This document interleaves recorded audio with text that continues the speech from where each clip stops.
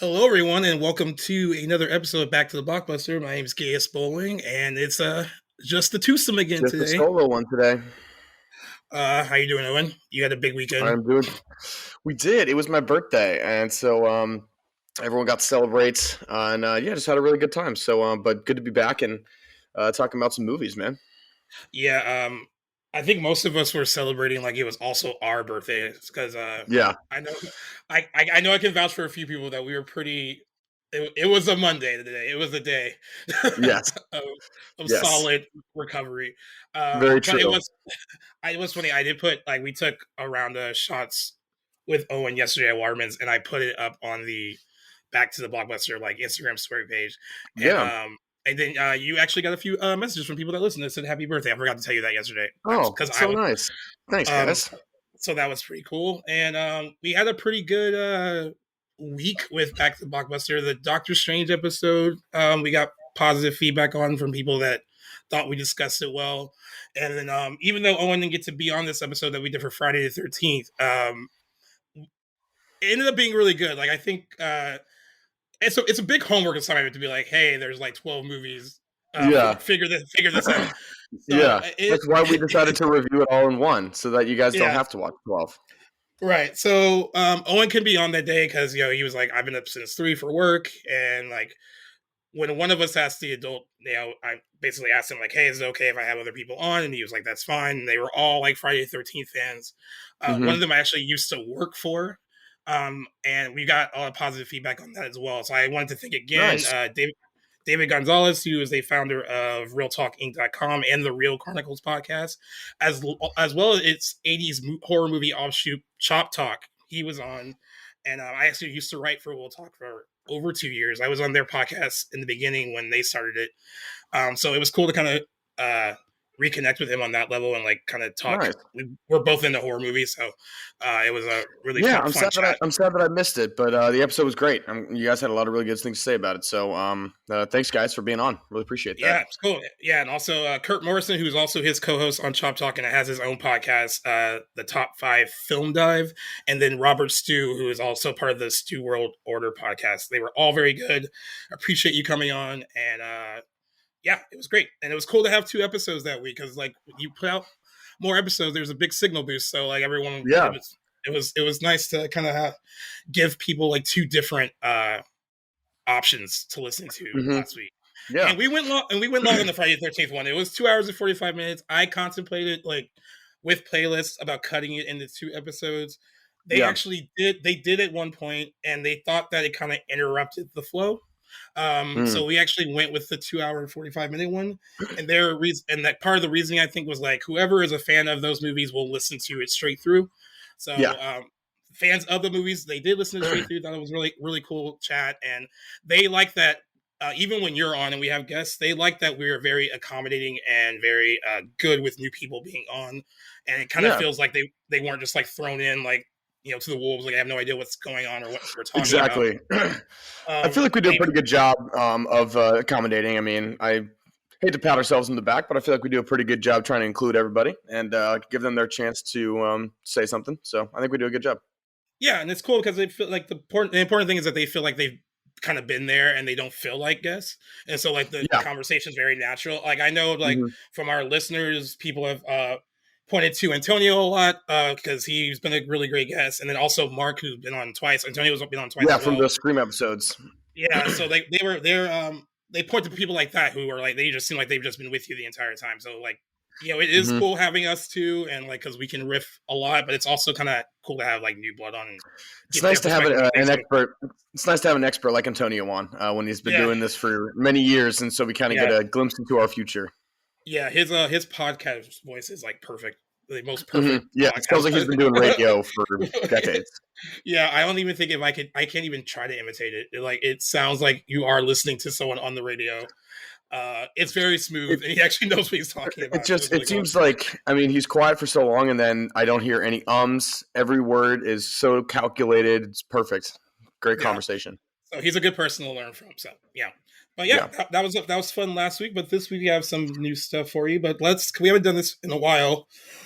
What have you watched recently over the weekend or the last few days? Yeah. So I actually so I took some day off work today. I get very lucky. I'm able to get a birthday holiday. So took that today, which was actually much needed, which was nice. And actually, I've been getting into Jenny and I have been watching the OC, and I know I joked about it with you before, and you've been listening to the podcast with Rachel Bilson. And Yeah. God, who's the other Melinda actor? Clark. Melinda Linda Clark. She Clark. plays Julie Cooper on the OC. Oh, okay. Gosh, I hate Yeah. her. Yeah. You know what? I don't want to ruin. I don't want to ruin it. You will like learn to like kind of love hate Yeah. her. Like it's a little. It's a little. But she does start off kind of as like Hmm. a villain. But then they Yeah. kind of like they did give her some. They do give her some They layers. give us some good. Okay, good. But Yeah. it's crazy. I mean, I'm only. I think I'm on season 2 now. I don't know how many episodes because there felt like a pretty significant shift when they start going to high school. Like when they Yeah. actually Well. Oh start yeah. going. I'm, Is I'm that gonna the give you a beginning of little. season? No, I'm gonna give you like a little bit of correction because like season one was really long. It was like 20 something episodes, 27. Oh, okay. Because Yeah. because the first season, well, when they started the show during the summer of I think Hmm. 2003 is when it started, and Yeah. they ran it as a summer show for 7 episodes. So the first seven ends with the Tijuana trip. Yep. That was like the finale of the 7 episode And then they're run. It like, was like "Wait, people like this, so we need to right. reorder it." Right. So it was really a test run to kind of see if the show would work. And a lot of people were like, oh, like no one's gonna watch a show like that during the summer. But there Hmm. hadn't been a young skewing show like that in a while that really Yeah. appealed to like young people. So like young people who were at home were definitely watching it. Hmm. And so Fox, like, I mean, this happens sometimes with shows like this. Fox was like, Yeah. hey, it's a hit. We already had 7 episodes. Let's order 20 more. It'll still be considered season one. So like Hmm. their summer season started in August. I think they had like a little bit of a break, and they came back in like September, October, and then ran. Okay. And 27 episodes, guys. Like we've talked about this a little bit with TV. Right now, like it, That's no one, unheard no, of. Like that no is one, no, yeah, unbelievable. no one Yeah. wants that now because I like mean, now ratings. even Family Guy does like I think their seasons are now like only 11, maybe 10 episodes. Yeah, so like network TV now, and we're going to talk about this a little bit with like cancellations and renewals. Network TV is kind of like on life support, so it's near impossible to have 20 something episodes on network TV and It costs justify too it, much. It costs too much especially now. with especially with the way ratings are now. Like live ratings at the time the OC started, like I think at one point it was averaging like 9 10 million million viewers an episode, And that's and something then like American yeah, Idol doesn't even get that anymore. Like right at you'd be all. lucky to. And yeah, and this was how like strong the OC was at one point. They used to call American Idol. They used to call it the Death Star, like from Star Wars, because like Mhm. American Idol would like get It's gonna killer blow ratings. everything out no matter what. Right. So then they started airing the OC after American Idol because it was like a big lead in, and that only boosted the OC's like popularity, especially during season one. Like season one, like I mean, I think you'll get to a point with the show where you'll be like, okay, I can see where things went off the rails, Yeah. but I'm but like so many things have already happened, and I'll say I really do like the show. It's got a lot of nostalgia because it's like all of that early 2000s, the way they dress. I mean, those low rise pants that, gosh, what's her name? Is it Melissa? oh, The you're character Marissa, Marissa. Misha Barton, Misha Yeah, Barton. I think she does a great job. I mean, it's such a it really pulls at my heartstrings. I'm not gonna lie. Like there are some moments where you're just like, oh, I kind of want them to be together or not. I Yeah, think the character who plays Seth, he's no, does a Adam fantastic job. Brody. Yeah, Adam Brody does a good job, and I love the character of Sandy. I really think that like it's really cool because I don't think I've seen a show really that especially that early on that they have this sort of the woman is the breadwinner and he's I mean obviously does get a really nice job eventually like I just got to the part Yeah, where he just started with the new firm yeah, but like it was cool to see it's like hey I just go and surf and my wife makes the money and I'm happy with that and there wasn't like a power struggle or something like they were both yeah. just like happy with them and it's so funny too since we live in Hermosa, I mean, I see like you can see Mermaid in the back sometimes, and just like seeing all the different landmarks is really cool because that's I mean that's where it was filmed. So Yeah, so like for people that don't know, the OC, I mean, it's supposed to be Orange County, California. yeah, Um, we are they not didn't shoot. technically in the OC. They did not shoot in Orange County. They did like the only images you'll really get from Orange County are like the aerial like establishment shots that they Yeah. kind of like take a helicopter and like They're like, just we kind of promised film we're the in the city. OC. But the majority of the OC was actually shot in parts in Hermosa Beach, a vast majority in South Redondo on their pier and like some of their locations. Yeah. And then the actual like set, like the Cohen House and all that stuff, was actually filmed in Manhattan Beach Studios, which is like all within like it's all close to where we live. Yeah. So they do a good job of faking the OC unless you live Yeah. here, and then you see like your landmarks in the background, like Yeah.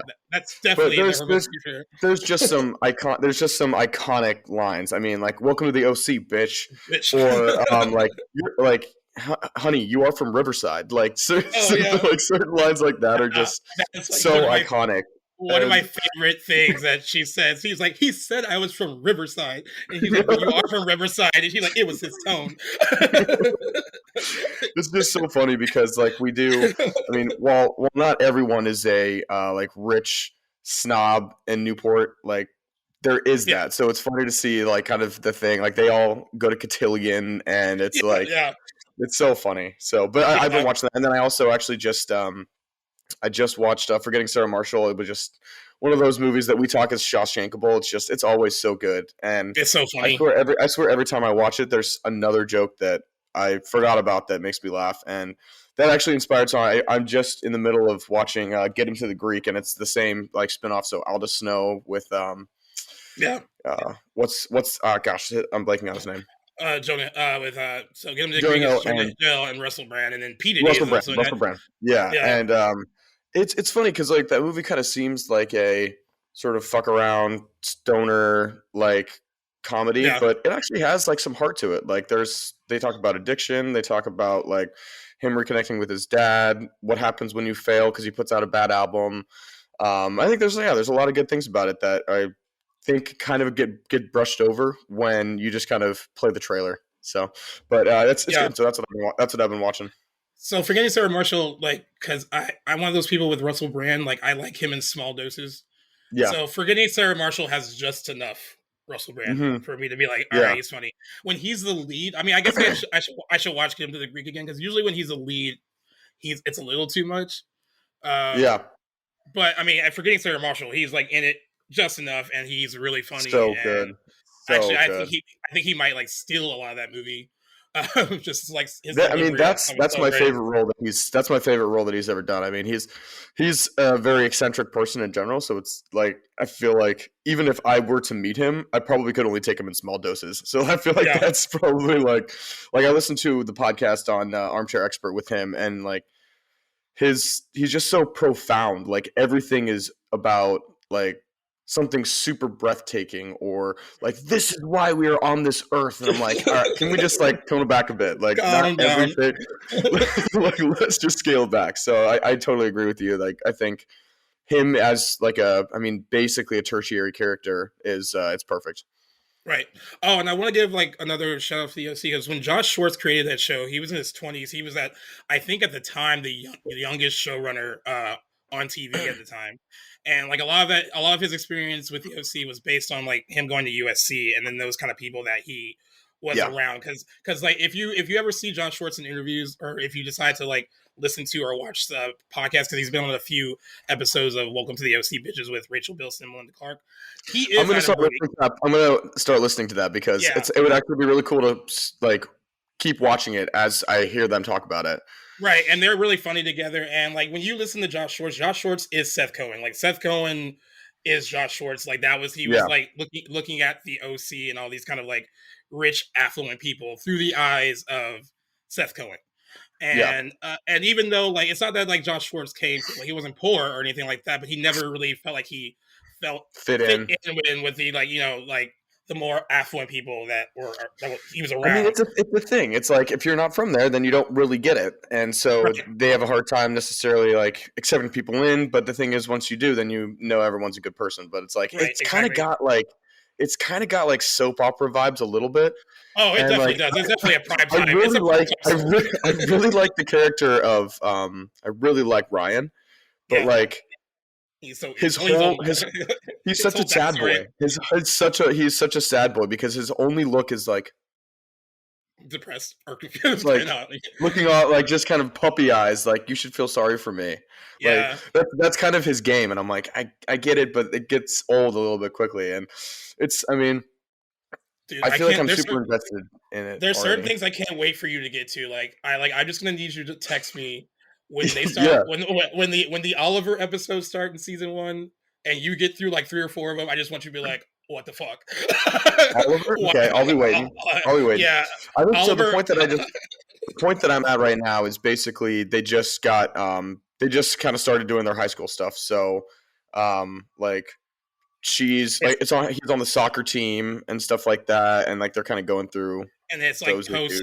post Tijuana because Marissa Yeah, OD'd that there, and shit like so that shit got dark pretty quick. Like that was the it kind of got thing dark. where they could have like they were like we're gonna go all out because we might get canceled.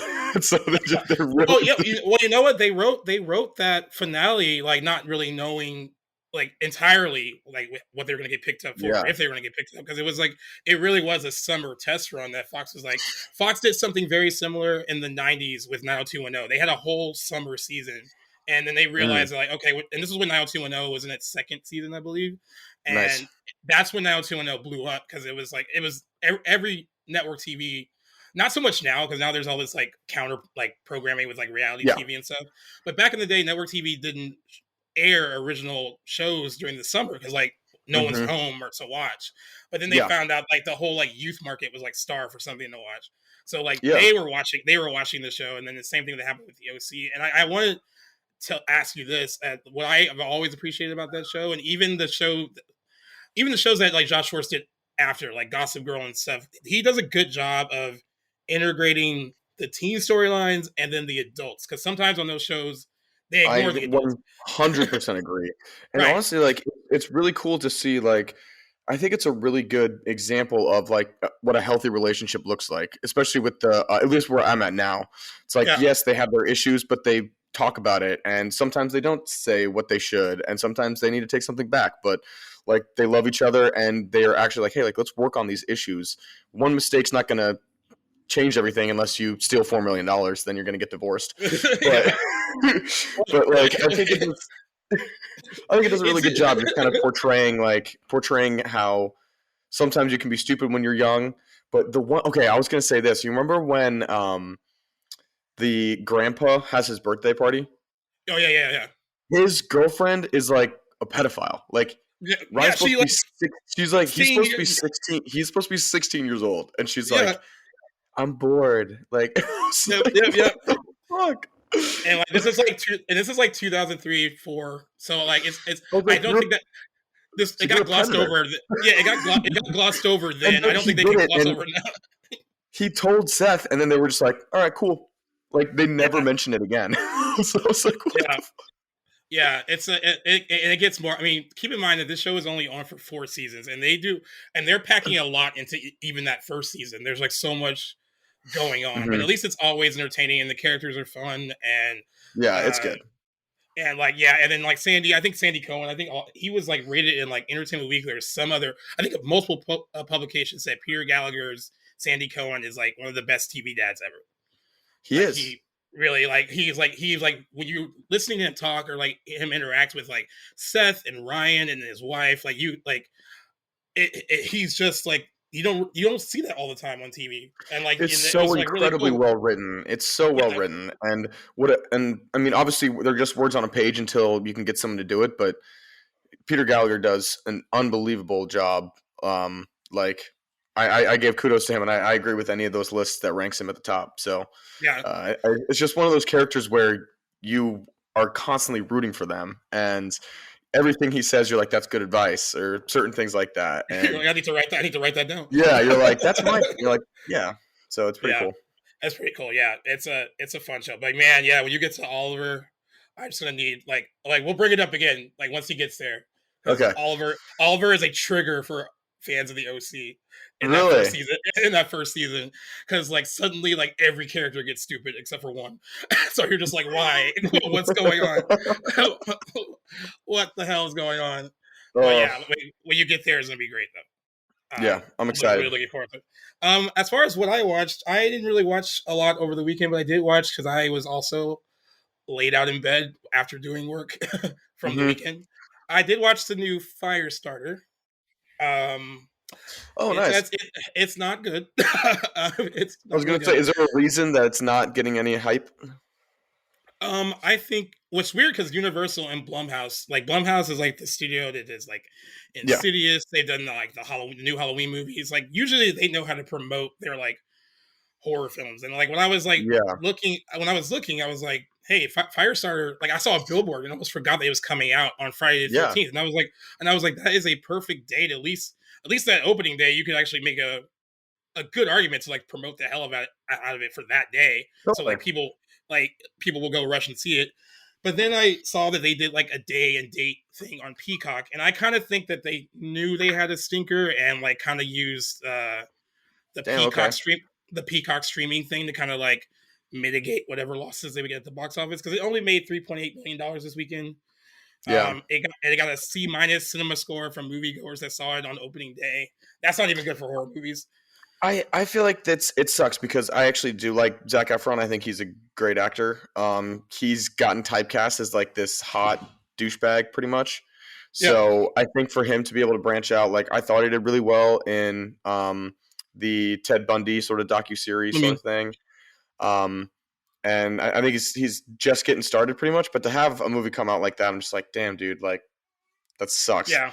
But Well, also, yeah. I don't think the premise, like, if whatever they promoted it, I mean, I'm a big trailer guy and I like to see all the Right. commercials and stuff. And that one didn't do it for me for sure. I was just like, okay, You know so what? she's, and this is the thing. This is what the MCU has done is it's saturated this market where I'm like, She cool, I X got to go Men. see.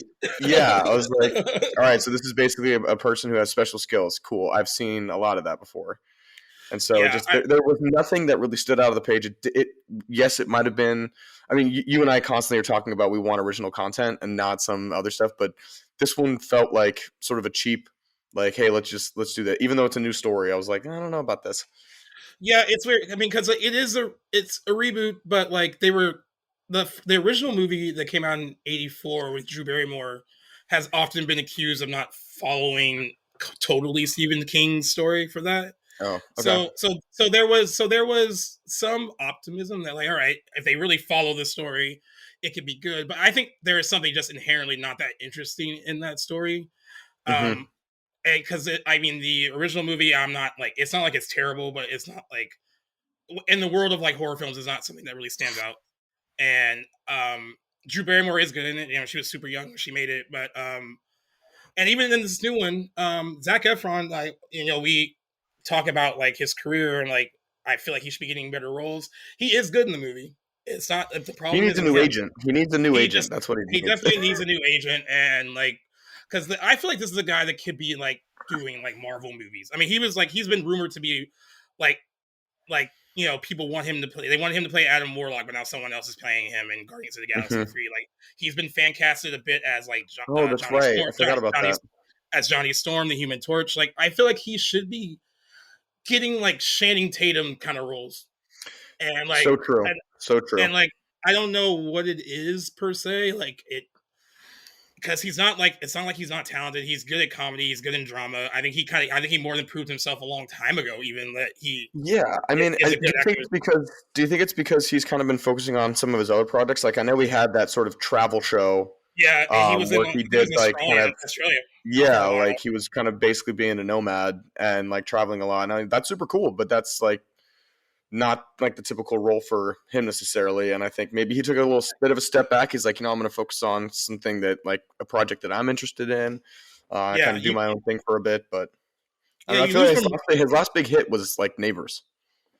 yeah. I was trying to think about like what movie that he did that was like a box office hit, and not even counting the second one. Because Baywatch didn't really do that well. Oh, Baywatch flopped. The second Neighbors did okay, but not nearly as good as the first one. Um, yeah, he's someone that should be having at least more consistent box office hits. He should be in better Hmm. movies. He's 34 years old, so it's not like he's like a has been. Like he's I like at feel a like bright. Yeah, he can still play any 20-year-old character. Like he's right. still got that going for him. So And then like I'm 37, and like someone brought it up actually someone from work on Joe Blow was like, "God, I feel so old that we're like at a point now where Zac Efron can play a dad in the movie." I was like, "I know, it does feel weird." You're like, Like this oh guy is now playing dads. yeah. But yeah, I mean, I would still encourage if you want to check out Firestarter, you can check it out. It just wasn't for me, but Was there any twists, or was it pretty predictable? It seems no, like it's pretty. it was pretty by the book, and like it really kind of followed. Like it wasn't if you're like someone at the Hollywood Reporter was like, if you're gonna remake something, you got to try to make it better, and it almost followed the same familiar beats that the original did, and it's like, all right, we already have that. I mean, Yeah. if you want, What's new if you're about gonna this? yeah, if you're gonna spruce it up with like better effects and all that stuff, it has to be more than that. Yeah. I guess the best way I can say it is like it was kind of a pointless remake. It wasn't necessary. Yeah. But yeah, I do hate to crap on it because like I mean, he was I like feel like busy. a good example of one that I'm excited for that looks like they did spruce it up is stuff like Bullet Train. Like Yeah, that looks like it's going to be awesome, and they're going to change something and maybe add something different than the original. right. Whereas this is just kind of just like, hey, here you go. Here's the same movie, just looks a little bit better. Yeah, and this might not everyone might not agree with this, but a good example of remaking a Stephen King movie and then trying to make it different. 2019 when they remade Pet Cemetery, um, Hmm. I thought it did a good job because in the original, one thing happens to one of the kids, and in this one they switched the kids out, like who it happens to, You're not expecting it, yeah, and it actually gave it a much like a kind of a it hit differently because the kid that it happens to in the remake is older, so there was a lot more that they could do with it, yeah. and it I also think was like, okay, It is a good yeah, example as well. that's I mean that's a good example. At least chapter one is a good example of like being way better than the TV movie.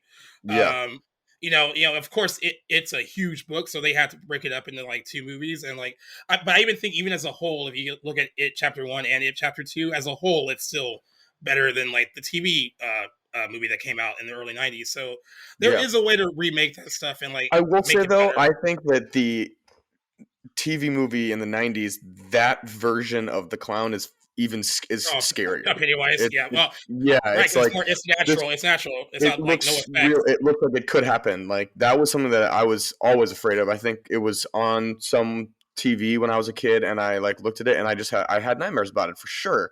That freaking clown, man. Like I am not a fan of that shit. But Yeah, I did like the remake.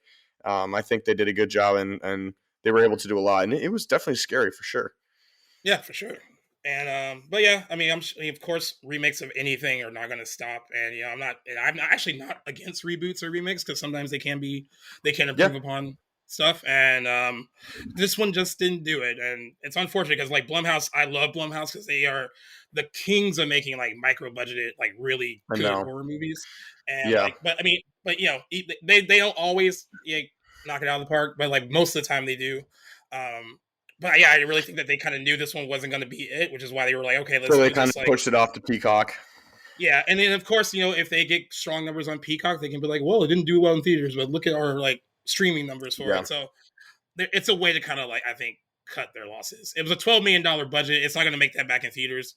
no, So hopefully it makes that back somehow they're gonna via take the Peacock. L on this one. Yeah, they are. But let's get into a little bit of news. I thought this was like an interesting item because uh, Ewan McGregor and Hayden Christensen are making the rounds, getting ready to promote the Obi-Wan Kenobi series that starts at the end of the month. Um, and they brought Ewan McGregor and Hayden Christensen brought up an interesting thing about the Star Wars prequels. And like Okay. as I think like most of you know that like a lot of people at the time when they came out didn't really enjoy them, and minus the third one. The third one gets lumped in with the other two, Yes, um, but as it should. they weren't entirely well received at the time.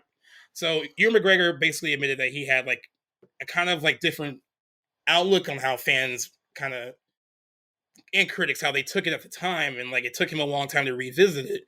But he said this about what he thinks about it now and why he thinks that like, all right, those movies were made for a certain audience, and I think they work. And I want to know if you agree with what he has to say.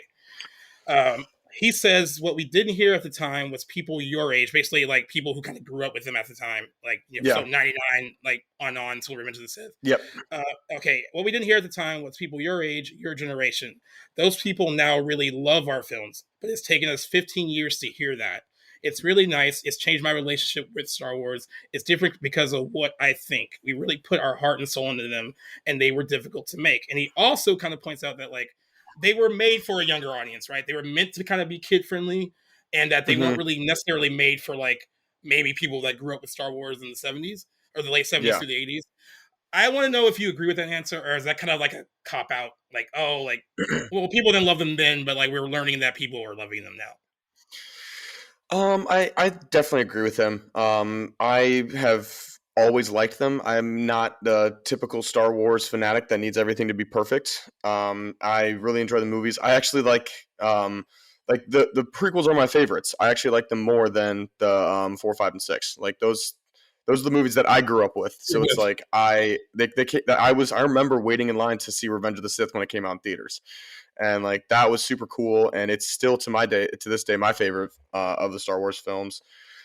It's hard because like you said, he's been doing this for 15 years, and he's been like I really think that he's found a way to kind of redirect the backlash for a long time. And at this point, like you probably have something in the back of your brain that is like your go to scripted response. And I think this is a perfect way for him to say like, you know what? If you don't like it, you don't like it. If you do, thank you. I'm proud of it. I still like now that it's been a little bit of time. Like I'm okay with my character as well, so I'm looking to revisit it. Love the fact that Hayden Christensen is getting work. Like I wonder how he's been making a paycheck for the last 15 years, but but I'm excited to see him back. I think he's probably had hopefully watched some film, and I'm interested to see his acting skills go back to work because definitely Yeah. had some issues with that character in general. I think that it's just really hard to see like how 9 years you see this little tiny kid, and then like Then my main issue with the second movie, and I know we were going to talk about Attack of the Clones, but it's like he finally sees Padme again after years, yeah. and the first thing he says is Obi-Wan won't listen to me, and I'm like, dude, like Yep. all he does is he just starts complaining, and I was like, dude, like what It's like is a this? Like he you, gets in a huff. Like, yeah.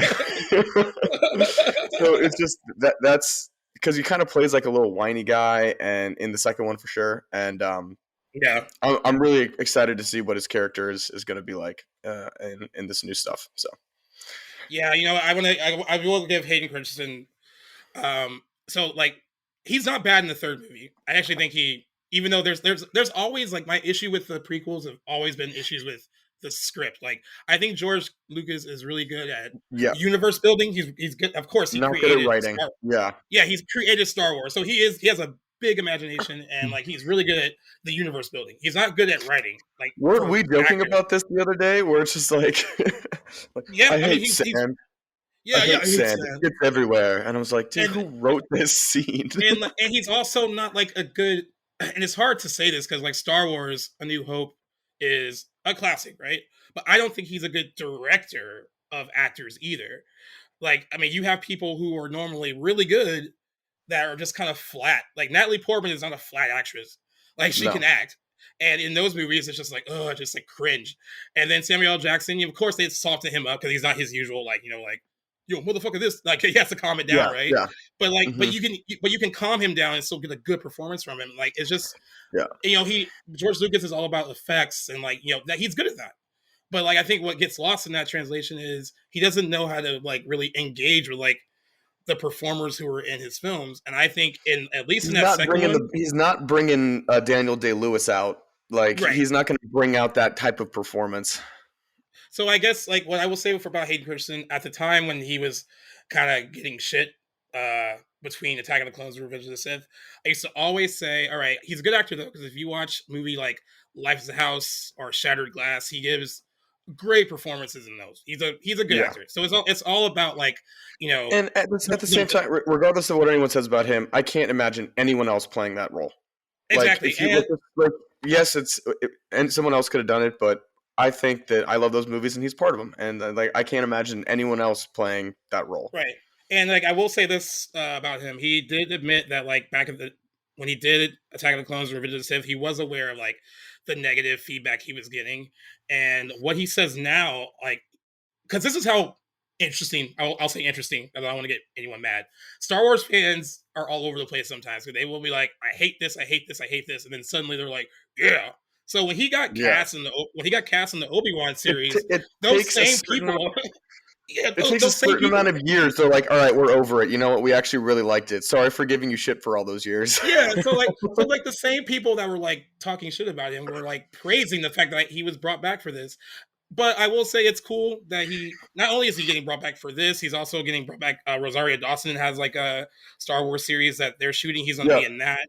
And what he said recently after the 20th anniversary of Attack of the Clones, he says what he's realized after being cast again in the Obi-Wan series is that it's been so heartwarming for Star Wars fans to finally embrace me. I guess the moral of the story is patience, and I think that's a good thing for him I love that. to say. And like like he took his lumps, and I mean, and like honestly, taking his lumps and then coming back to what could have been them being like, oh, why is he back? I mean, that kind Yeah, of takes a little courage on it's his like part to facing kind your of fears right there for sure. yeah. But I think what this kind of does, and like, of course we haven't seen the show yet, so we don't know. But I think what this might end up doing, this will be a full circle, like you know his retribution basically for like what he kind of went through while he made those two movies and when they were being released and like what people were saying then. I honestly hope he does get more a groundswell of support, even more support after people watch it, Yeah, especially if it's good. Um, but it's interesting how time changes things. Because like I remember when those first two movies came out that he was in, and no one was nice about how no, they didn't like him at all. It they got were very vocal about it. yeah, he got like improved notices by the third movie, but even then it was so many people just gave him shit, and I don't know. His like that scene where he becomes Darth Vader is amazing. It's yeah, just so cool. Like the lightsaber battle in the the Vision Sith like on that was it like Mustafar. It's just yeah. like there hasn't been another sort of kind of scene like that in a long time, and they've tried to do it with these new ones. And you know me, I love Adam Driver. He's not the pick for that role, in my opinion. And it's like Yeah. it has. Sometimes I have a hard time like rewatching those, and I love to rewatch all the prequels.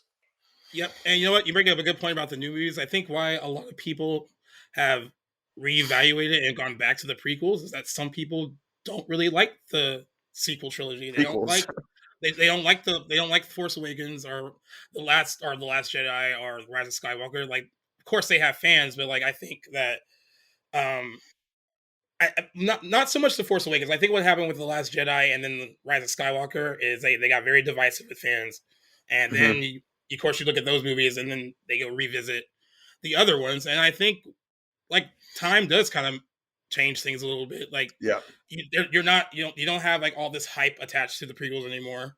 You don't have hmm all of this like you kind of with distance. You're like, all right, was it as bad as I thought it was? And yeah, I kind of land with you. I mean, I don't love the first two, but I can definitely tolerate them now. yeah. At a point where at a point where I couldn't before, where I was like, Except for Jar Jar, Jar. Jar Jar Binks is it still hasn't aged well. No, that still hasn't improved. Do But you like, think having the Emperor come back in the last one kind of negates the struggle that they went through in the originals? Like, yeah, I thought the thing with the Emperor, and this is just my take on this. I think what was happening with Ryan Johnson when he made The Last Jedi, um, I think what they were setting up, it was like Snoke that was supposed to be like it was. I think that was going to be the main villain, and then Ryan Johnson, because I've heard from multiple people that J.J. Abrams directed the first movie. Ryan Johnson came in and didn't really consult. There was no like consulting with the producers about like where is this going? Like, what do you want me to do? He was kind of left yeah, at his own devices, and I think hmm when he killed him off, that wasn't like the plan, And I think what J.J. Abrams did when he took over the third movie is he tried to like clean all that up because so many people were upset about that. And then the Hmm. the best thing he could do was like, all right, let's throw in a familiar face. Everyone Yeah, everyone knows the Emperor. I always thought it was like a yeah, cheap kind of. I thought it was a cheap move to do that because it was like, yeah. okay, I well, agree. but that's just my take on it. I mean, And then it they could made be, didn't they make her a Palpatine? Like that was her. yeah. Like I was like, I feel like you're grasping at straws now to try and find some relation between all of this. Yeah, I mean, there was so much stuff I think that they had planned that they didn't follow through. Like John Boyega's character, Finn, I think that he was set up in that first movie to be more important than he was, and then And they they didn't didn't. really do They anything. no, didn't utilize him at all. So And it's so crazy. Like he's not even on the poster in China. Like yes, there, yeah, there was a lot of stuff about that. That was yeah, some wild shit. yeah, because and that's crazy that like that's like this person will not sell our movie here, so like that's ridiculous. Damn. But yeah, I just wanted to kind of see what you kind of thought about that because I thought it was interesting that they were able to kind of look at this stuff differently now, and like Hmm. they're feeling the fan embrace a bit, and you know, Yeah, I'm excited to see how it's gonna be. I'm not gonna lie. Like for me, these Star Wars shows on Disney Plus, like I haven't really even gotten into Boba Fett really because it's like I feel like they're really doing a slow burn for a lot of these, and like even the Mandalorian, I kind of had to revisit it a couple times to kind of start getting into it again. right? And like it ends up being really good, and I like that show a lot. But Yeah, I mean, I hate the kind of phrase when someone says like, "Oh, you have to get like the first couple episodes. It takes a while to get into it." I'm like, so I have it's to a watch slow burn 6 episodes for me to start liking this. So like, what? I kind of feel before it like gets that's a good. little bit of like, like that's kind of a cop out excuse. Is that it takes a while for it to get good. I'm like, all right, well, that's not really going to give me I've the inspiration that I I've need to never continue watching. I've never liked that. I mean, I know like some certain shows, yeah, I guess like maybe one or two episodes to kind of like Yeah, because sometimes a pilot can be kind of like clunky, and they're like, all right, yeah. they're finding their footing or whatever, Hmm. and then by episode 2 or 3, like it finds a rhythm, and like you're like, all right, but if I have to wait like Breaking Bad, 6 or 7, Breaking Bad is the only one that I will defend in that because obviously it's one of the best shows ever. But it took like I stopped after watching season 3 because like I hated Skylar and I was like I don't yeah, why like I was upset and frustrated watching the show because I hated her character and I was like, but you have to just get through it because it's so good. yeah, So that's the it's only like when one that I'll say it's like you got to push. But it's like when people talk about movies, they're like, yeah, it takes about an hour to get going. I was like, well, it's 90 I'm minutes, like, so it's only why like would I 30 see minutes. it then? So it's only 30 minutes a good movie. Like, is that what you're trying to tell Yeah, me? Like, it's oh, ridiculous. and by the way, I don't mind a slow burn when it comes to films because certain horror movies are like that, where it's like, all right, Yeah, as long as the payoff is like, if you're gonna as long like as it's build worth tension, it. yeah, if Yeah. you're gonna build tension that way and the payoff's good, I'm all about it. But like, don't use it as like your excuse of like, oh, it's really slow. It takes like an hour. Yeah. It's some I'm change. like, Like all right, yeah, next. next, exactly. Well, we don't always talk about TV. This is a pop culture podcast, even though it's called Back to the Blockbuster, but Mhm. we do incorporate TV. Um, Actually, you know what? Before I get into this, I want to see what you thought about this because I was like looking at the TV news I was going to look at and looked Okay. past G Reels. I forgot. I'm cool with it. I don't even care what the story is at this point because they haven't said anything about it. I didn't know I needed it until they announced it. But they are doing a sequel to A Simple Favor with Anna Dude, Kendrick and I Blake know. Lively. I saw you posted that and I am so excited for that. Like they got Cuz all the they creative left team they back. left it they left it open to for it to be a like anything could happen in this Right. sequel. So yeah, like director Paul Feig is back. Of course, he directed the first one. He directed Bridesmaids. He's a very good comedic director. And as you know, if you have seen A Simple Favor kind of blends kind of like Gone Girl thriller tropes with like this kind of like dark comedy a little bit, Yeah. especially the last like 30, 20 minutes, or is especially like, all right, I'm picking up what they're putting down. They're like kind of making fun of like that genre a little bit by kind of going Yeah, off the yeah. rails and honestly, like Anna Kendrick, Blake Lively, Henry Golding, I'll throw him in there too. I think you have to understand that material to make that material work, and I think they fully understood what the assignment was, and that's They why got that script. They knew what they were signing up for and I think their chemistry proved it for sure. right. No word on what the story is going to be, but the girl who wrote the first movie, is writing the sequel. I'm just glad that they got the whole creative team back. And like, I think my only what I think they might do with this one, because like the original kind of maybe the first hour or so kind of is more of like a thriller esque kind of You thing. really don't know what you're gonna get. Like Yeah, you're on the like edge of your seat pretty much the whole time. I feel like a sequel might lean a little bit more into like the dark comedy, which I'm kind of into. Like, because you already know Yeah, what the situation is, what the setup you don't is. have to like quote unquote get it anymore. You Yeah, kind of know what you don't have you're gonna get when you walk. Yeah, right. You don't have to like bait and switch the audience. Like they know exactly what the movie is, and like yeah, I kind of like the idea that they're all right now. They can kind of full on get like really dark, but also really funny with it. Like they kind of yeah. like I don't know if you agree that last like the scenes that take place in the house at the end where like there's the fake shooting and then the real shooting and then like the whole like the nanny and then, So ridiculous. the nanny cam thing. That's how she gets busted. Like it's so like over the top outrageous, but it works. Like it completely works. And like honestly, like both of the girls are good, but I think that so far that is Blake Lively's like best performance I've seen her give. I think like she Yeah, completely owns that movie, and I I think one of her best roles is when she is in the town. I think she oh right, absolutely kills it. But the fact that she like, I mean, I think you told me this. She picked out her whole wardrobe for that. yep, Did a lot of sort of adjustments to the script for like her character. I think that it put her in more leading roles for sure. exactly. Like in the beginning where Stephanie first goes to her house and she's wearing Hmm. that like it's almost like a breakaway like pantsuit. Like it looks like it's like a almost like a collared shirt, Yeah, and like but they were gonna have her in like this like dress, and she was like, no, I think that like Emily would like kind of want to not like dress like a man, but like she would mix it up. She would be more of like I'm a yeah. boss, but I'm also a lady, right? So it was Hmm. her idea to have the breakaway like most of her wardrobe actually she picked, and like she picked a lot of her wardrobe like the white suit where she goes to like the cemetery to go Oh, talk to Anna Kendrick. the cane is The iconic. cane. So that was The all pimp her cane. idea. Yeah, that's all her idea, and like that idea was based on the fact that director Paul Feig he dresses in a full pinstripe suit every time he directs stuff. So she wanted to create like basically like the female version of that, and that's how she came up Yeah. with that idea.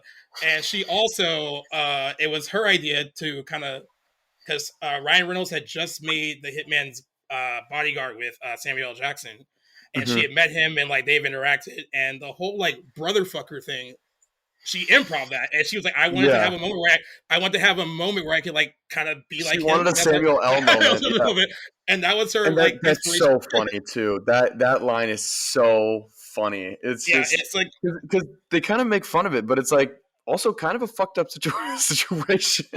it's so great, and like also kudos to Anna Kendrick because Anna Kendrick's always likable in like almost everything that she's in. Like Hmm. they played off each other so well, so it'll be interesting to kind of see them play off each other again with the dynamics being like kind of changed now that they know what they're both about.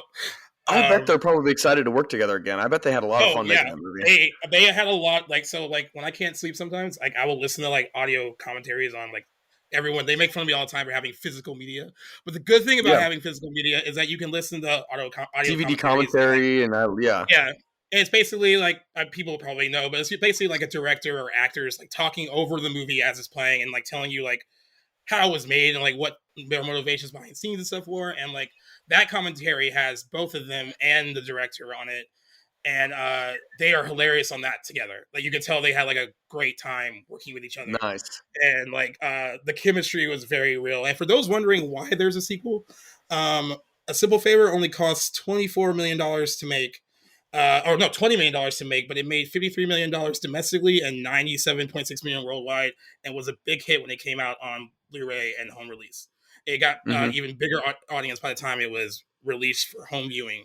So it kind of became like a lot of people didn't expect it to do well because they were like, "All right, well, it's the girl from Gossip Girl and Anna Kendrick," Yeah. but like, It's, it really kind of like you walk and you're like, all right, it's Gossip Girl and Pitch Perfect.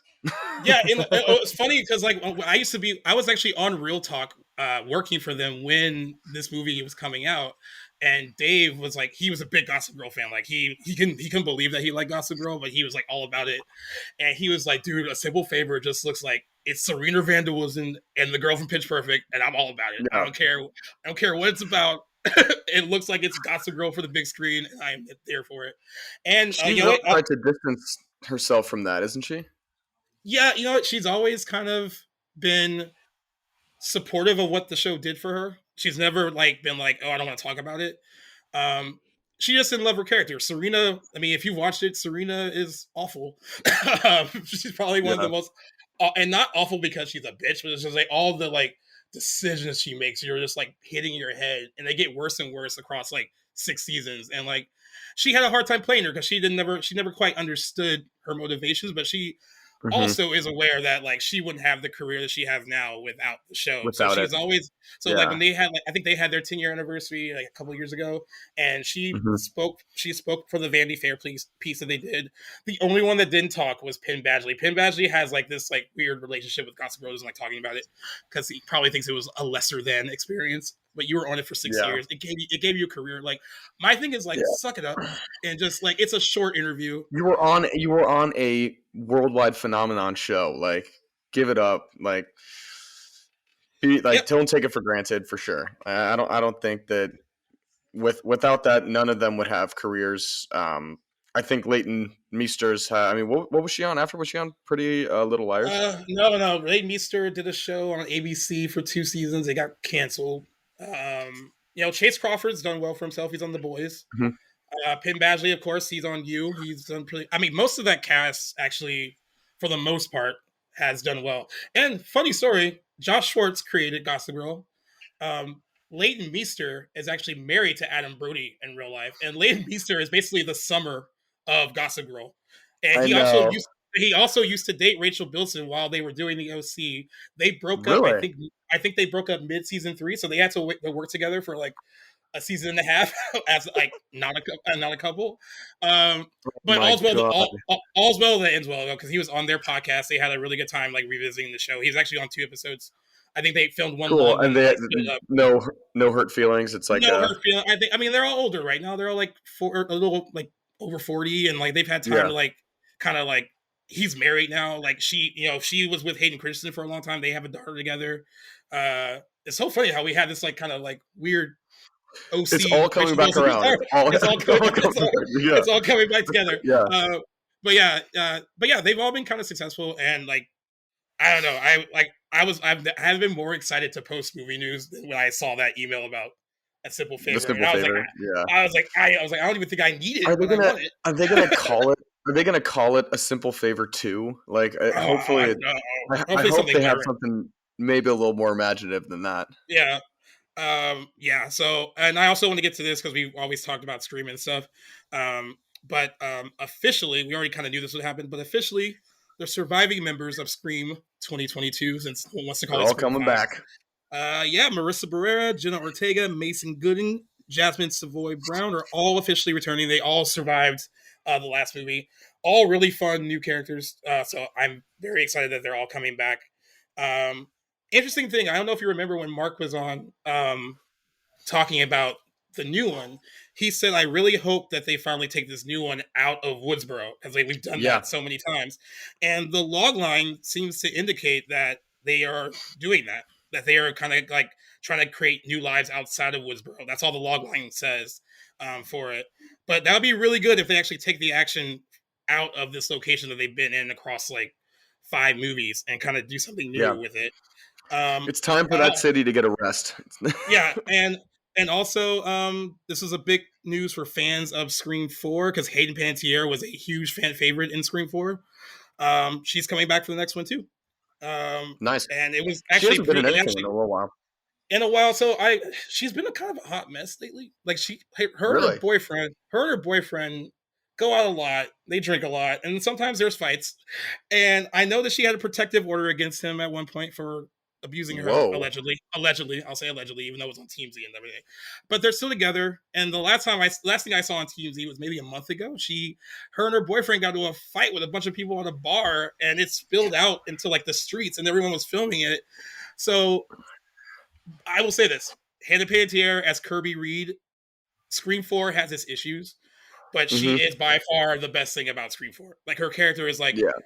her character is the audience. She's like the movie buff. Like uh her line delivery is perfect. Like Hannah Panettiere is a funny person in general. I think she's just Hmm. really good at like comedy. So I hope She for has a the quick sake wit. of she's very quick wit, and she's also a good dramatic actress. I used to watch Nashville with her on it, and She's and good in of course, Heroes. and of course on Heroes. I hope that she has it together by the time they start filming. They start filming in June, Yeah, um, and it's just it comes with the territory, man. When you're famous, like people are gonna record you, so all of your fights are gonna become public. So it sucks, but like once you kind of get into that spotlight, you got to be careful because everyone's watching. yeah. So yep, Scream starts filming in June. Courtney Cox has not officially been announced to be in it, but she They has sent her definitely the seen it. script though. They sent her the script and she's loved it, but she can't talk about contracts and stuff. Nev Campbell was actually interviewing for. They're doing a TV show version of The Lincoln Lawyer on Netflix. She's on that. They asked her on the red carpet about Scream, and she said she couldn't get into it, couldn't talk about it. Uh, so again, like every time there's a new Scream, it's always like, are we gonna have Sydney? Is Sydney coming back? Hmm. For a lot of people, Nev Campbell, Sydney Prescott is Scream, and without Yeah, her, it feels like it's it's a double. missing the key part. It's a double. Yeah, it's a double edged sword for me because it's like I think she's great in the role, and as a horror How fan, can like she she's still be alive though? Like right, that, right. just in terms of the story. Like how many times can she be like, "Oops, I Yeah, dodged a bullet again." yeah. And you can also maybe say the same thing for Gail Weathers for Courtney Cox's character. Hmm. She's survived across 5 movies, and like, I thought what they did with Dewey, like I know a lot of people were upset that they killed a legacy character, but they had to because Hmm. they had to raise the stakes and be like, someone you loved and knew had to die, Yeah. and like, and I think we made it clear when we talked about it before the movie came out. I was like, I'd be okay with Dewey. I wouldn't love Yeah. it, but Yeah. we could sacrifice. Dewey can volunteer for tribute, and I'd be okay. I'd be Yeah. okay with it. And hey, and you got your wish. I mean, It's tough because like with those franchises, man, it's hard because like let's just say for something like a Final Destination, you have a new cast every single movie, and so right, you don't really have to dance around sort of these plot issues. But I mean, you're an extensive Halloween fan, and like there are some issues where it's just like, all right, he's still not dead. Like, yeah, like you just kind of like, all right, another one. Like, what's the story now? So yeah, with Scream, it's there are some time. I mean, I'm glad it's successful enough to have made it to that level, and now we're getting the seventh one. But it's like you have to work around some plot issues, and at some point you just got to say fuck it and be like, hey, listen, yeah, like this is a new exactly. movie, and you're welcome. So Yeah, exactly. And I'm hopeful that by hopefully moving locations, it'll give it like a fresh spin. Like, I mean, the last time they kind of moved away from Woodsboro a little bit was in the second one because she was in college, and and I think that's why the second one feels like so fun because it's like one, it's coming off of a hit movie, but also like yeah. everything about it feels fresh. And I think that with this new one, they were able to make it feel fresh. I mean, I was surprised, even though I'm a big fan of Scream, like I was really kind of worried that this wouldn't work in 2022 because like Hmm. meta humor is very much of its time for a lot of people. It doesn't really Yeah. resonate with everyone. um but the guys who directed it and wrote it, I mean, I think it was more of like a love letter to their love of that franchise, and I think that's why it Hmm. worked. And the fact Yeah. that it kind of made fun of itself, like the fact that it was like the fifth film in the franchise, it actually made fun of itself being that, and it was just a perfect amount of humor and like horror, and it really works. And I my only concern, even though this will come out March 2023, so it'll be over a year since this one came out, a part Hmm. of me thinks they're moving too fast. Like I would have liked a little bit Yeah. more time in When they between. announced like I we've talked about this multiple times where it's like, do you want to just get another movie out so that the hype is still there, like so people have their interests? Right. Like with Avatar, it's been too long. I think people have No. already lost interest. But it's like with something like this, like they announced basically the release date for the next one while the other one was still in theaters, Well, Cedar and Sears, yeah. I was like, all right, like let me like this one first, and then then I'll get excited about another one. Right. Right. So like think of it this way. So they announced Scream all through like COVID. We're watching them film it. So like, 2021, there's still news about the new one. We get to January, it's a big hit. But then it has its box office run. People are still talking about it. Then it comes out on Paramount Plus and then video on demand and all that. Mhm. People are still talking about it. So then it feels like there's no like distance between like the announcement Yeah. of this new movie and like let me like kind of digest all of like Hmm. what you gave me, because like I like what Yeah. you gave me, but like I want to kind of have like a moment with it before we Yeah. jump into the next one. And also, Uh, you should give enough time too that you're not. It doesn't feel like you're just rushing it because the last thing you want is for it to feel like we just tried to throw out the quickest thing we could put together because it's still on your minds. It's like you still want to see a good movie and that they took their time with it and like they made sure that to do it right. right The example I would say is Deadpool. Like that was a good amount of time between the first and the second one. I feel like it gave you time to be like, now it's oh, been too much. But now it's been too long now for a third. I know he's in the I MCU now, know, and I they have know, to wait, but like now it feels too long for the third movie, and I know they're yeah. yeah. It's like the time. I think 2 or 3 years is a good Hmm. waiting period if you want to make a sequel. Like Almost I would say, Love and Thunder too is doing a good job. Like I still love Ragnarok, but I'm hungry for more. You know, it's like yeah, I think that's exactly. a good time period for something else. Yep, exactly. So I kind of feel bad. I don't want to like diss network TV. I just want to say that I don't know how much longer network TV can survive based on like Hmm. what's going on with network TV right now. The upfronts were all last week and a little bit in the Monday into the day, and upfronts are basically like the network revealing their fall schedule to advertisers. Schedule. You find out what's renewed and what got picked up and what got canceled. Um, a lot of stuff got canceled, um, especially if you were on the CW. So you know Hmm. we already lost Batwoman in Legends of Batgirl. Tomorrow. Yeah. Yeah, and then they ended up canceling the third DC series. They got rid of Naomi, so now there are only Wow. two Arrowverse shows on the schedule now. And that's Superman and Lois and the Flash. And I have a very strong feeling that this next season of the Flash is probably going to be the last one because Final season. it was a short episode order. Grant Gustin was in negotiations for a very long time, and that usually means that they were trying to negotiate maybe like a final year or deal with Hmm. him. Um, but yeah, so that footprint will be gone. They also canceled. I'm gonna like throw these shows out there and see if Yeah. you even know what these shows are, and if that gives Probably you a good, not. and that even gives you a good indication of like the state of network TV. So this is what they Yeah. canceled on the CW. They canceled In the Dark. Have you ever heard Hmm. or seen that? No. They canceled Dynasty. I You ever know. heard of I've that? heard Dynasty. You heard Yeah. Dynasty, okay. They canceled Charmed, which is a reboot. They canceled that. Okay. They canceled the 4400, Nope. and they canceled Roswell, New Mexico, another reboot. Um, you would be, I would, you would be, I would totally understand if no one has heard of some of these because the CW has hits, kind of, but you already know what they are. They're like The Flash or Riverdale, which is already renewed. I determine my length away from network television by what city NCIS is filming in now. It's like it's like are they on like when I You're was like they're I they're in was Hawaii watching now. just regular and NCIS Los Angeles. Those were pretty much the only ones that were on. It's like now we have CSI and NCIS Albuquerque. I'm like, all right, like, So the CW is like going through a rough thing, right? I mean, they might get sold, and I think that's what's happening with like the shows they're choosing to keep and which shows they're choosing to get rid of because they're they kind of need to doing a figure out. dump. Yeah, it's like, and then it depends on what shows have what deals. Like it has a Netflix deal here or it has an HBO Max deal there. I think that's what's Hmm. determining who. But they did pick up 3 shows. They picked up Gotham Knights, which is another DC show. They were really Yeah. proud of the pilot.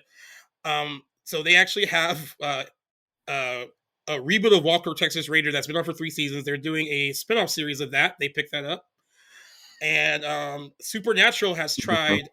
Supernatural has tried 2 or 3 times to do a spinoff, and it never worked out. But finally, this Wow. one did. Finally, this one did, and they are picking that up to series. And Jensen Ackles What's is that a one called? producer. I think it has to do with like the Winchester, like it's like with girls. I think it might be a prequel. Mm. Uh, but yeah, they picked it up, and so that's good news. If you're Jared Padalecki, who's on Walker Texas Ranger, he was also on Supernatural, and if you're Hmm. Jensen Ackles, it's good to be on the CW and be in business with Yeah. them because of course they had a 15-year run with Supernatural Yeah. between the WB and the CW, and Hmm. now they're producing shows on that network now, They had a uh, great run. and kudos to them because like I've never really watched Supernatural, but I've always respected The the grind. relation, the grind and the relationship that formed for those two. Like they are like they've constantly said they're like brothers that don't share blood. Like that's how Well, close and they are. also like Supernatural too has a loyal fan base, and like Very there are loyal. some hardcore fans of that show, and I think it's really cool. I mean, it's to me like when I got into a sci-fi show, The Magicians, when it was on Netflix, and it's like I really enjoyed that show, but it's obviously not for everyone. There's like a small niche of people that kind of enjoy specific things like that, like the witchcraft and doing a lot of throwbacks that are kind of nostalgic to some childhood stories and stuff.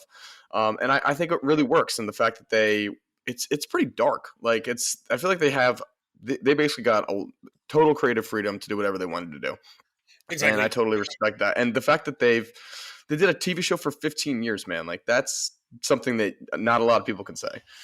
Yeah. I forgot to mention this too. The CW also canceled Legacies, which is a spinoff of the originals. That is only significant because between the Vampire Diaries originals and Legacies, that universe had like a 13-year run on the network, and that officially ends that run for a universe that was very good to the CW for a long time.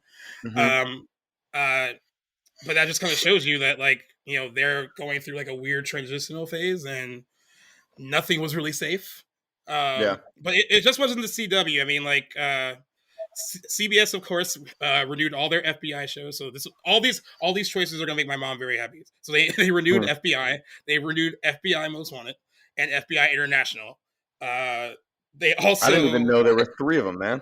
yeah, see, yep. And they are all produced by Dick Wolf. Dick Wolf also has Nice. shows.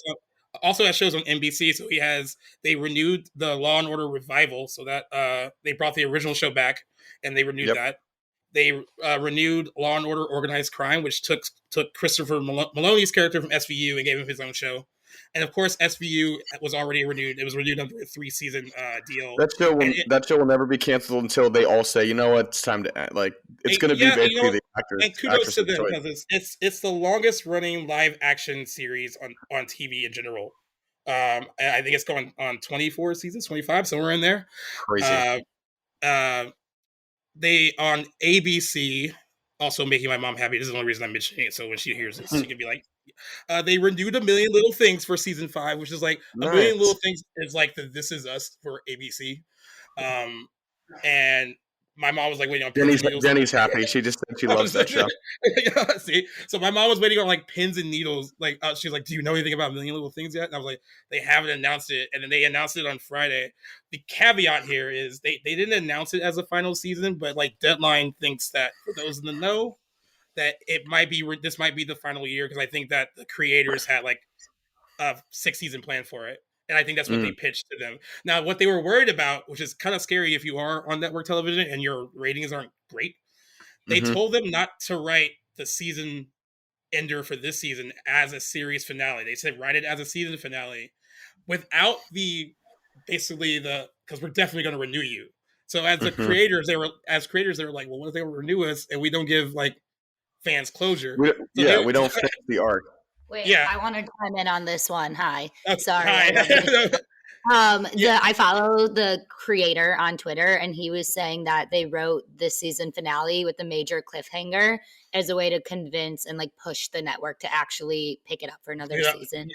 Boom, there you go. So remember what's funny is that we talked about this with Legends of Tomorrow because they wrote their season Yeah. finale as a cliffhanger, and the CW was like, "Yeah, you can't push us into renewing you," and canceled it. hmm So Well, it the is a same with risky like, move. Designated Survivor. Yeah, it's a risky move to do that, but I think that they said that even though the live ratings aren't like huge for A Million Little Things, it does very well on DVR playback Stream. and Yeah. streaming. And so like Seems like it.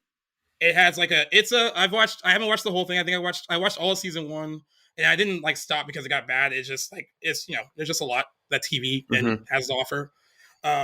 So yeah, she was excited about that. They also renewed Big Sky, which is like one of the only network TV shows I watch. Nice. It's a thriller on ABC. They renewed it for season 3. And How speaking is of that? Jason, I've always been interested in that. It looks really cool. so I think you would like it. It's a network TV show, but it has like streaming kind of cable sensibilities. It's like a really dark. It starts coming out like a serial killer kind of thriller, basically, hmm and then like season 2, I thought wasn't gonna be able to live up to that. But the story in season 2 is also good. And then, like, I will say this: the first episode ends with like of season 1 ends with like the best. Like, it's like it draws you in right away with the way episode 1 ends, Cool. because you don't see it coming. Um, but yeah, it's from David E. Kelly. He did, like, of course, Big Little Lies, and like he's a really good television writer. And he has said that he writes Big Little Sky not as a network TV show. He writes it almost as like it's a cable show or streaming show, and I think that's why it creatively kind of does so well. And of course, like ABC, they also renewed like the reboot of the Wonder Years. Fred Savage will no longer be a part of that though, because he we still don't know what he did. We don't know what he did. They just said disorderly conduct or something, Like, and I was like, I'm so interested to see what he said or what he like. Because he must have fucked up bad, real bad, for them to be like, you're fired from a show that you were a star of as a kid, and we put you on as a producer and as a a household name. Yeah. It's like he must have done something pretty serious. Yeah, and they renewed the Connors, which has, to their credit, survived the whole, like, when of course they had the Roseanne revival, and then they canceled her because of things that she said, and then like they're like, okay, well, what do we do with the rest of the cast who also wanted to keep this show going? So they spun it off, created the Connors, and it's done very well. And every year they have like complex negotiations, because like they didn't have a typical like 6-year contract, because it started as like one thing and then became something else. So every year they had to renegotiate, but it always kind of works out. They also renewed Home Economics, which I heard is funny. I haven't watched it yet, but it's with Topher Grace. I'm happy for that. And they actually renewed Abbott Elementary. I said Big Sky, but Abbott Elementary is probably one of the funniest shows on TV if you haven't watched it. It has like takes place, of course, at elementary school with amongst the teachers and like the principals and all that stuff. It's about like the people that work there, and it has like kind of like The Office and like Parks and Rec kind of vibe. Nice. It has a 100% Rotten Tomatoes, so that should show you how good it is for like a network TV comedy. That's impressive, because there's not a lot of that out there right now. So like if you're looking for something funny like that to watch, I'm really glad that they picked it up, and it's also really funny. But yeah, I mean, what I noticed with like all of these, of course, there's more renewals and cancellations, but I'm just like, I don't know how, because they said that the renewals get more complicated because like the licensing fee goes up every year, and with it going up every year and live ratings going down every year, it becomes harder to kind of judge it, to renew a show.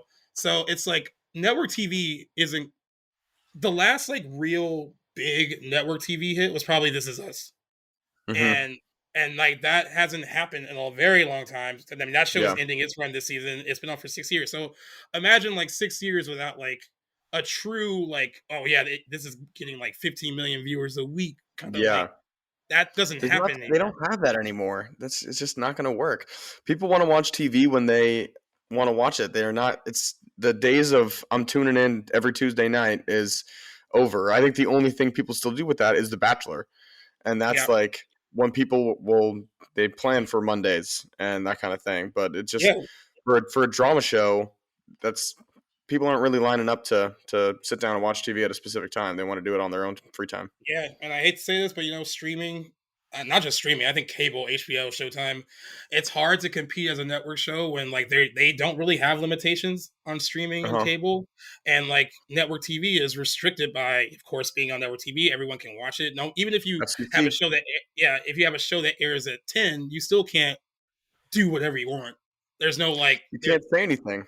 Either. It's not the Wild Wild West on network TV, so I think that's gonna always be the problem. And like, I don't know how. I think that's why certain networks are kind of pivoting. Like, NBC is like, maybe if it doesn't work out on network, we can move it over to Peacock, because at least we have that, and maybe it'll do well streaming over there.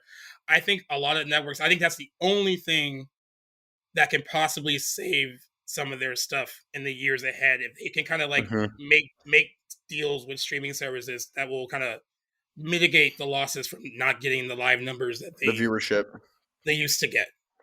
Yeah, but it was depressing. It was depressing though. It was like all these shows, like Magnum PI got canceled after 4 seasons, and I felt so bad because Jay Hernandez on his Instagram, like when the final episode aired, he was a producer on that show. He must have had conversations with CBS where he was like, "We're definitely bringing you back," because he sounded very confident, and then they canceled it. And I think Damn. a lot of it, and like a lot of it had to do, of course, with like it was the licensing fee again. Even though Magnum PI was doing pretty decently on Friday, it's like becomes more expensive, and like they have to work out all these new deals. So it just kind of shows you that not everything is always safe. But the one thing that is safe for network TV is if you get a producer like Dick Wolf and you get him Yeah. to produce like all your procedural shows, because the fact that he has FBI on CBS, not only does he have like the Law and Order franchise, but he also has uh the Chicago shows as well, Mad Yeah. PD and Fire. So I mean, I, that's what you got to do. yeah. I think Chuck Lorre too. He's got a good run and a good history, so that's like I think he's got some good luck. But didn't he just have a show that got canceled though? He actually had two, Be Positive and the United States of Al. Both got Be canceled. And Positive looked terrible. I'm not a fan of CBS comedies, so I think most of them don't look that good. Yeah. I know the United States of Al had the whole angle with like because it was about like a war vet, and they talked a lot about like the war in Afghanistan, and kind of made that Interesting. kind of threw that into it, and like a lot of people did like that. They thought one of them was going to survive, and it is crazy that they canceled. I mean, he still has like I Heart Abishola, like Chuck Lorre does. I forgot. I think that's still there, and Young Sheldon, of course, is still there. But like, Successful. Yeah. yeah, but like usually you don't. Usually canceling two shows from like a mega producer is not what you do It's normally. not pretty common. Yeah. But I think it kind of shows that like maybe that relationship could be ending. And I know he has deals with like Netflix as well, so it's not like he's like hurting for jobs or money. But yeah, I just thought that was interesting. I I wish there was like a way out. Like I said, I think only new streaming deals can kind of help network TV at this Yeah, point. that's kind of the way that everything's headed this day and age. Yeah, but yeah, that kind of about covered. There wasn't like a ton of like new stuff going on because Firestarter was the only new movie that opened. Yeah. And then Doctor Strange was still number one this weekend. It did drop 67%, but when you have like a big opening weekend like that, After you're not going to make 190 million again. again. So no one at Marvel or Disney is like, oh god, like it's it's still going to make a bunch. I still think like a billion worldwide is possible. So like there's that. So there wasn't like a lot in the way of news, and like I kind of decided in the middle of this episode we were going to talk about the Lost World Jurassic Park, but I think what we'll do as the new one comes out June 10th, we'll kind of revisit wrap all of them it into that one. Yeah, we'll revisit all of them, and because I'm looking forward to how they end. Because Chris Pratt said this is a definite end to this trilogy of the Jurassic movies, so it'll be interesting to see how those play out. And then later in the month, we'll be able to talk about Top Gun Maverick. I saw it already. I saw it last Tuesday, and the review embargo is already up. So like everyone's already been talking about it. It has like a 90-something% on Rotten Tomatoes. People are really enjoying it. You know, like of course we'll both be able to talk about it when Owen gets to see it at the end of May. But like I'll just say I think I've been telling people it has no business being that good. Like that was the takeaway. It looks fantastic. It looks really good. I'm really excited.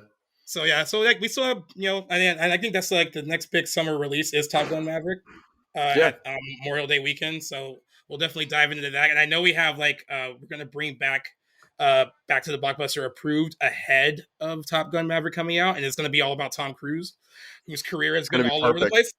His career has been like all over the place, so he'll be a fun one to kind of I think look back on. I think also his personal life and is going to be fun to dissect a little bit. It's going to be hard not to mention the couch jumping and the Scientology and his 3 wives that he divorced as soon as they hit a certain age. As soon as they hit, there's like he's you know what, he's a great movie star, but he's got something going on. He's not, exactly. But yeah, this is a fun little news heavy episode because like we were able to talk about just some of the stuff that's been going on in the industry, and like I thought this was fun. Kind of always enjoy it, man. Wouldn't want to do anything else on a Monday night. It's always great. I know. Except maybe sleep more today because we're both wrecked for the weekend. Exactly. Get a little more rest. But yeah, as always, you can sign us off, Owen. Yeah, guys, I just want to say thank you for tuning in today for this one. Really enjoyed just talking to Gase, especially about stuff like the OC. Really excited to keep watching for that and just like kind of continuously update kind of where I am in the show. And it's fun to really dissect some of our old favorite shows and movies. And so it's good to just, even though we like to talk about all the new stuff coming out, it's there's a reason we started this podcast, and that's because we just love TV and film.